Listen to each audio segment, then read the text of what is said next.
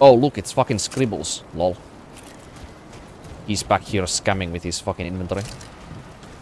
I bought a fucking armor set from him last game, or in the last game, and the game says that it went to my inventory, but it never went to my inventory. It's just non-existent. Never saw it anywhere. Pointless. Right. So, I guess final words before I go.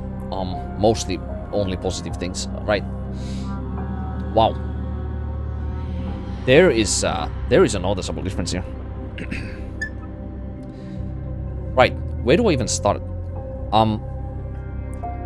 Maybe the most negative points. Okay. I feel like the enemy design in this game is so far... Like, let's take the more annoying aspect out. Because if we go by more annoying, that would be so far...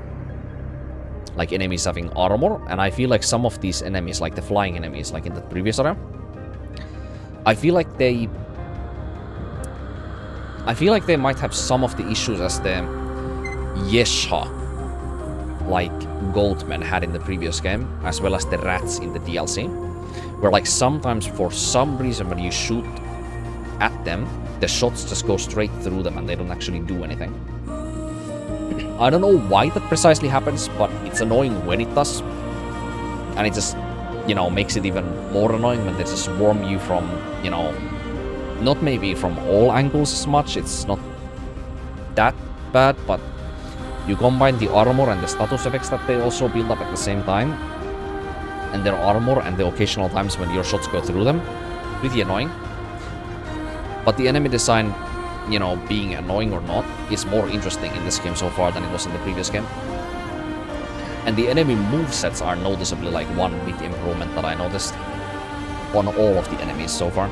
In the tutorial enemies, in, you know, both the enemies in the first realm that we got to there. The normal enemies, the elite enemies, all of them are just more interesting to fight.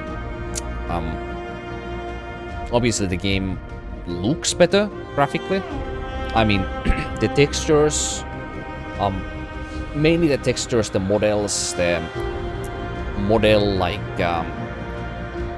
what is the model like dimensional quality, I guess, you know, how it's kind of like 3D modeled is more pleasing, I guess. It's less coarse to look at. You know, the lighting is better. It actually makes some of these areas where you don't have like anything to kind of do besides just kind of run around, it makes just existing in this game just like areas just more pleasing when the game just feels like it looks better, but then it's horribly destroyed by its, you know, temporal anti-aliasing being the most ghosty thing that I have ever seen in my life. You know, that also blurs like the movement when you move the camera. It makes it like less precise. It makes it almost feel like it's latent at times, the image, especially if there's a lot of coarse elements on the screen, like any foliage, like bookcases, or, you know, it makes it almost feel like you have dark smearing, you know, from like, or black smearing from like a fucking VA panel, you know, when you move the camera sometimes in certain like areas. It's very bad at times. But looking past that now, the weapons in this game feel as good, if not better, as in the previous game. The hits on enemies feel better, if not, you know, same good as in the previous game. Everything has armor in this game so far, pretty much. Besides, I mean, the normal root enemies, I suppose, in the first starting area did not, I guess. But even they have some weird hitboxes for some reason. Because the weapons, they have, like, all of, like, accuracy on them in this game compared to the previous game.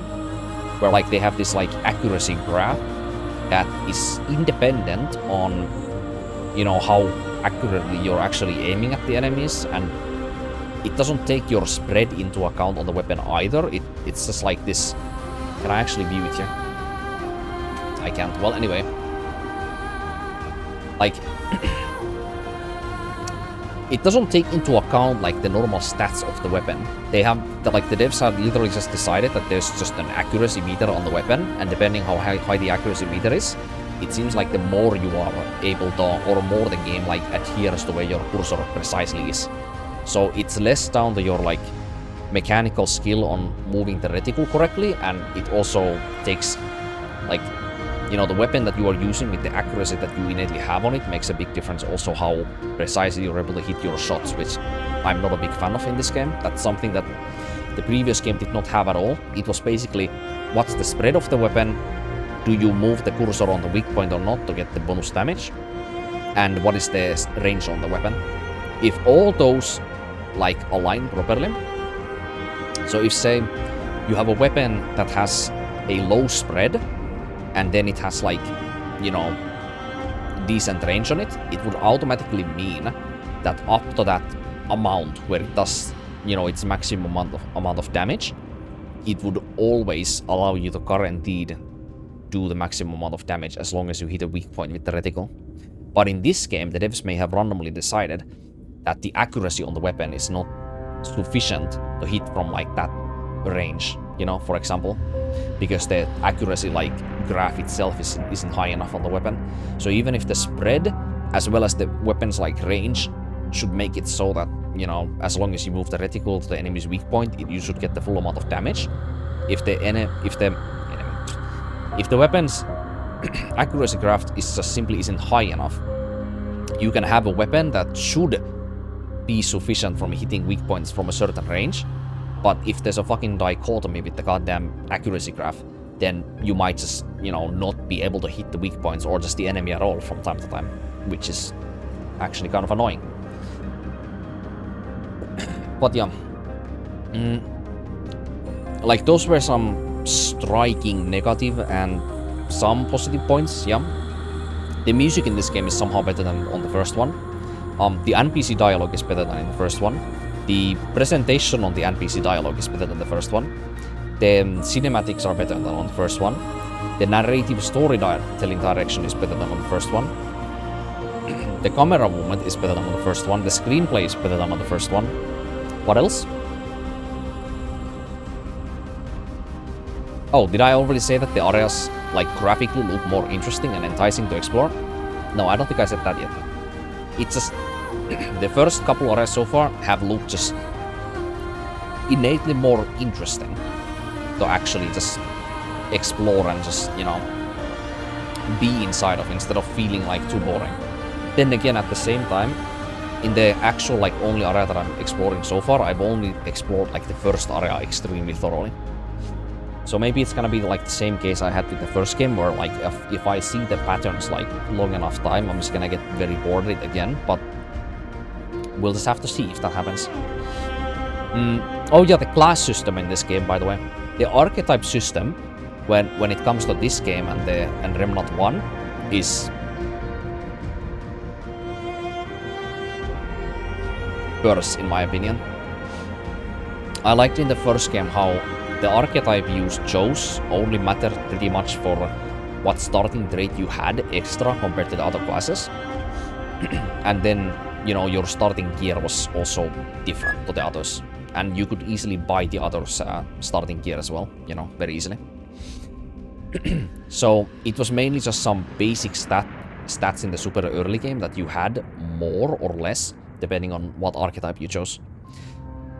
But in this game, what archetype you choose has a very strong impact on your entire, like, playstyle. And that is... I'm not a big fan of that. Like... it makes it less enticing to play on, say, like a single character, like several New Game Pluses, instead of, like, making more characters for different classes because you want to see them as well, you know? And that is... like, because of how the, like, RNG, like, the randomness of this game works, if you want to, like, actually, like, find all of the gear for all of the characters, like, you have to, like, say, if you want to play, like, 3 different classes, you have to run, like, 2 or even several different playthroughs on each one of the characters to get all of the weapons or armors you might want. That is so much more fucking work and time spent to be able to, like, use everything you want on every, like, archetype and build than in the first game. Where in the first game, like, you would have to do it only on, like, the same character by just playing several New Game Pluses, for example, on the same character, you know? So that is already, like, that is one very big thing where I'm worried about this game. Yeah, that... that restrictiveness with the classes is something I'm not a fan of one bit. Anything else? Okay, so those were my immediate first thoughts from the day. Overall, I can see myself being more interested to play this game as of immediately right now than the first game. And I think I can say that with more confidence because I already know what to expect because of having played the first game. And this so far is a lot along the lines of what the exact first game was, but also with new, mostly only better ideas. Mostly. So yeah, we'll see about that. I guess the true test will be if this actually continues and if I actually do replay this game more than once. I did say when I played Remnant 1, that, you know, if this game impresses me more and gets me, most importantly, actually excited to play it more and motivated to actually test different builds and min-max, if that ends up happening, then I will actually enjoy this game.